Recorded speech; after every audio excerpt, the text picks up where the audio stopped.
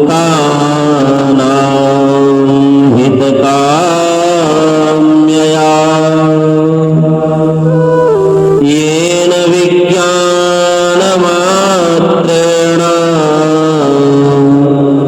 सर्वज्ञत्वं प्रपद्यते।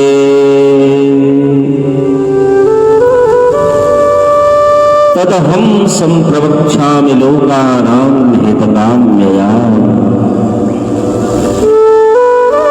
मैं पृथ्वी पर के सभी मनुष्यों की भलाई की इच्छा से, हित की कामना से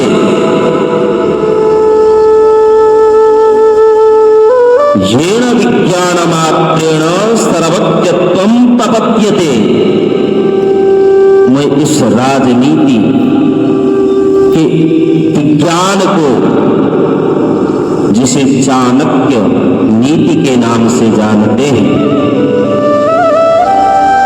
उसका वर्णन करने जा रहा हूं, जिसके जान लेने मात्र से मनुष्य सर्वज्ञ हो जाता है। सर्वज्ञत्वं प्रपद्यते, अर्थात जो कुछ जानना उसके लिए शेष नहीं रह जाता, उसे सर्वज्ञ कहते हैं। तो राजनीति, धर्म नीति, अर्थनीति को जानने की इच्छा से आप श्रवण करेंगे चाणक्य नीति के इस प्रथम अध्याय के सभी श्लोकों का विस्तार से वर्णन सुनेंगे।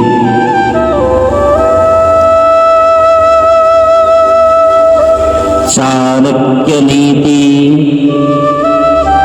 अथ प्रथमोऽध्यायः। प्रणम्य शिरसा विष्णुं त्रैलोक्याधिपतिं प्रभुं नानाशास्त्रोद्धृतं वक्ष्ये राजनीतिसमुच्चयम्। नानाशास्त्रोद्धृतं वक्ष्ये राजनीतिसमुच्चयम्। कहते हैं कि तीन लोक, पृथ्वी, अंतरिक्ष और पाताल के स्वामी, सर्वशक्तिमान, सर्वव्यापक परमेश्वर विष्णु को सिर झुकाकर प्रणाम करता हूं। प्रणम्य शिरसा विष्णुं त्रैलोक्याधिपतिं प्रभु, यानी जो तीनों लोकों के अधिपति प्रभु भगवान विष्णु हैं, उन्हें प्रणम्य शिरसा, उन विष्णु को अपने मस्तक को झुकाकर, अपने सिर को झुकाकर प्रणाम करता हूं।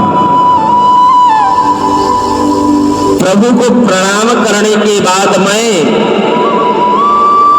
नाना शास्त्रोद्धृतं वक्ष्ये, अनेक शास्त्रों से एकत्रित किए गए राजनीति से संबंधित ज्ञान का वर्णन करूंगा। देखिए, प्राचीन काल से हमारी यह परंपरा रही है कि ग्रंथ की निर्विघ्न समाप्ति के लिए ग्रंथकार अपने आराध्य का स्मरण अवश्य करता है और इसे मंगलाचरण कहा जाता है। आचार्य चाणक्य ने भी सर्वशक्तिमान प्रभु श्रीमन्नारायण भगवान विष्णु को नमन करके इस ग्रंथ की रचना की है। विदित हो कि श्री विष्णु पालन करता है और नीति का प्रयोजन भी व्यक्ति और समाज की व्यवस्था देना है। चाणक्य ने अपने ग्रंथ को राजनीति से संबंधित ज्ञान का उत्तम संग्रह बताया है। इसी संग्रह को बाद में विद्वानों और जन सामान्य ने चाणक्य नीति का नाम दिया। कहते हैं अधित्येदं यथा शास्त्रम नरो जानाति सत्तमः धर्मोपदेश विख्यातम् कार्याकार्यं शुभाशुभम्। कहते हैं सत्तमः अर्थात श्रेष्ठ पुरुष इस शास्त्र का विधि पूर्वक अध्ययन करके यह भली भांति प्रकार जान जाएंगे कि वेद आदि धर्म शास्त्रों में कौन से कार्य करने योग्य बताए गए हैं और कौन से कार्य ऐसे हैं जिन्हें कभी नहीं करना चाहिए। धर्मोपदेश विख्यातम कार्या कार्यम शुभाशुभम।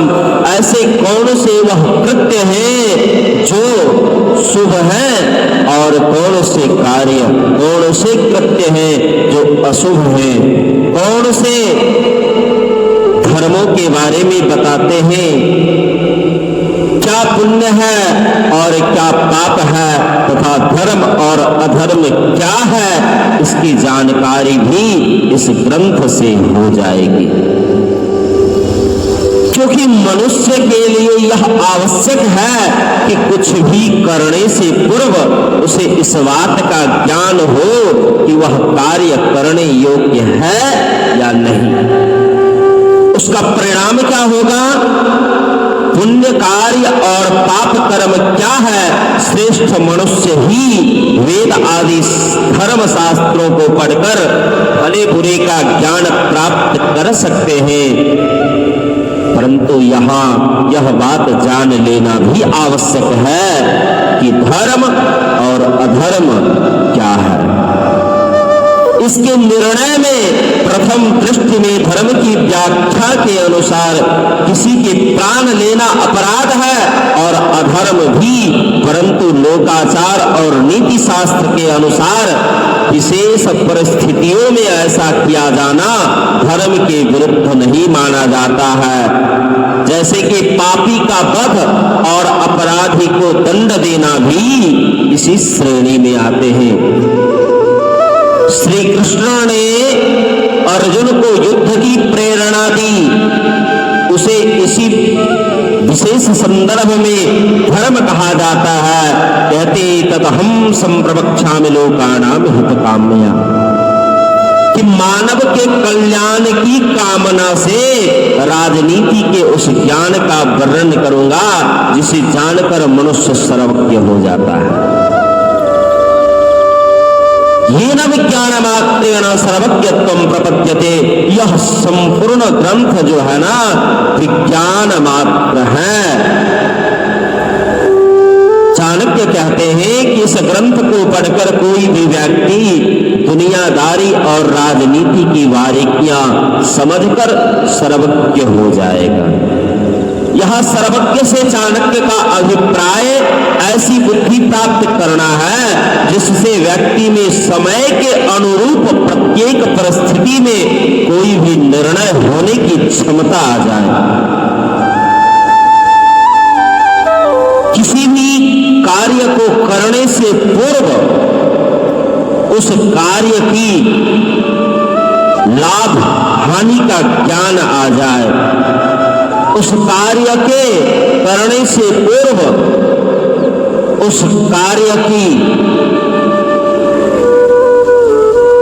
कहते हैं कि जानकार होने पर भी यदि समय पर निर्णय नहीं लिया तो जानना समझना सब व्यर्थ हो जाता है। अपने हितों की रक्षा भी तो तभी संभव है ना, क्योंकि मूर्ख शिष्योपदेशेन दुष्टस्त्रीभरणेन च दुःखितैः संप्रयोगेण पंडितोऽप्यवसीदति। यदि मूर्ख शिष्य को उपदेश दे रहे हैं, आपके पास अगर बहुत सारा शिष्य है लेकिन वह मूर्ख है और मूर्ख को ही उपदेश कर रहे हो,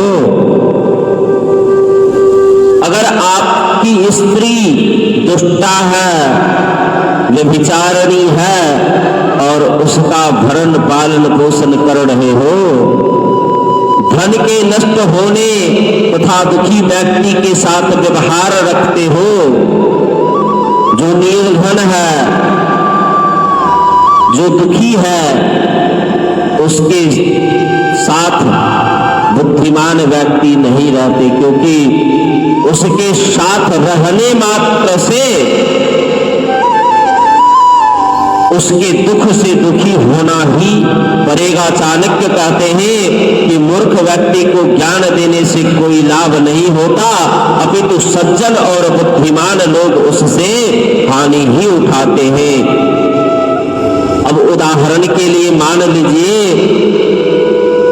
कि वया और बंदर की कहानी पाठकों की याद होगी कि मूर्ख बंदर को घर बनाने की सलाह देकर वया को अपने घोंसले से ही हाथ धोना पड़ा था।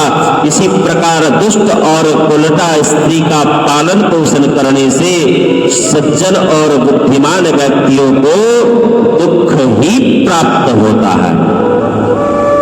दुखी व्यक्तियों से आप व्यवहार रखने के लिए तत्पर रहेंगे तो चाणक्य कहते हैं कि जो व्यक्ति अनेक रोगों से पीड़ित है और जिनका धन नष्ट हो चुका है, ऐसे व्यक्तियों से किसी प्रकार का संबंध रखना बुद्धिमान मनुष्य के लिए हानिकारक हो सकता है। समझ जाओ प्यारे, अनेक रोगों का तात्पर्य यहाँ है ऐसे संक्रामक रोग से। बहुत से लोग संक्रामक रोगों से ग्रस्त हैं। उनकी संगति से स्वयं रोगी होने का अंदेशा तो रहता ही है। जिन लोगों का धन नष्ट हो चुका हो, अर्थात जो दिवालिया घोषित हो गया हो, उन पर विश्वास करना कठिन होता है। दुखी का अर्थ विषादग्रस्त व्यक्ति से भी है। ऐसे लोगों का दुख से उबारना बहुत कठिन हो जाता है और प्रायः असफलता ही हाथ लगती है। जो वास्तव में दुखी है और उससे उबरना चाहता है, उसका सहयोग तो करना चाहिए, क्योंकि दुखी से तो स्वार्थी ही बचता है। लेकिन जो अपने दुख से निकलना ही न चाहता हो, ऐसे दुखियों के बीच रहकर आप भी दुखी हो सकते हैं।